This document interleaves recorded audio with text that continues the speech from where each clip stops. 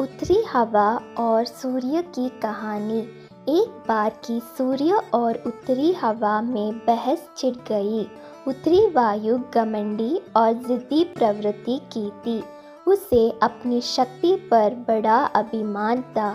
अक्सर वह प्रचंड वेग से बहती और पेड़ों को उखाड़ फेंकती, घरों को गिरा देती, खेतों में खड़े फसल बर्बाद कर देती थी। उसमें उपस्थित अर्धरथा झीलों और नदियों की पानी को जमा देती। बहस करते हुए वह सूर्य से बोली, मेरी शक्ति के सामने किसी का जोर नहीं चलता।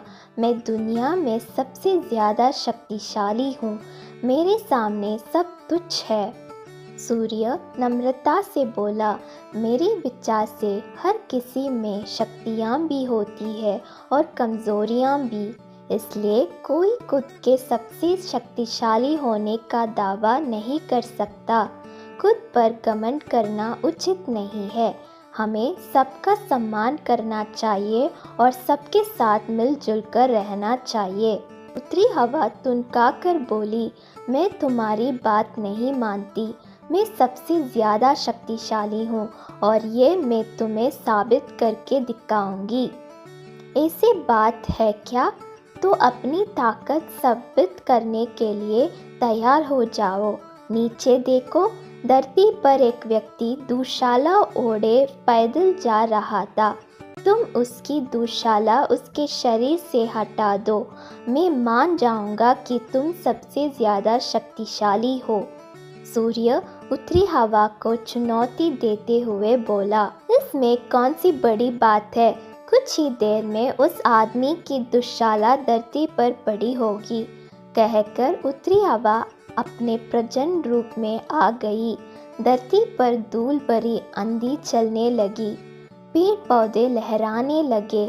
सूखे पत्ते व अन्य सामान उड़ने लगे। मौसम ठंडा होने लगा। पैदल जा रहे व्यक्ति की दुशाला भी हवा के वेग के कारण उड़ने लगी, लेकिन उसने उसे पकड़ लिया और अपने शरीर से कसकर लपेट लिया। उत्तरी हवा ने अपने प्रचंडता और बढ़ाई, लेकिन उसके साथ ठंड भी बढ़ गई। व्यक्ति ने अपनी दुशाला और कसकर लपेट ली। बहुत प्रयासों के बाद भी उत्तरी हवा उसके शरीर से दुशाला हटा नहीं पाई। तब सूर्य बोला, अब तुम देखना कि कैसे ये व्यक्ति खुद ब खुद अपनी दुशाला उतार देगा। सूर्य ने अपना ताप बढ़ाने शुरू किया। तापमान बढ़ते ही धरती पर जा रही व्यक्ति को गर्मी लगने लगी। वह पसीना पसीना हो गया। फिर क्या, उसने खुद ही अपनी दुशाला उतार दी। यह देखकर उत्तरी हवा बहुत शर्मिंदा हुई। अपने घमंड के कारण उसे सूर्य के सामने नीचे देखना पड़ा। उस दिन के बाद से उसने अपनी शक्ति पर कभी घमंड नहीं किया। सीख, घमंडी का सिर नीचा होता है।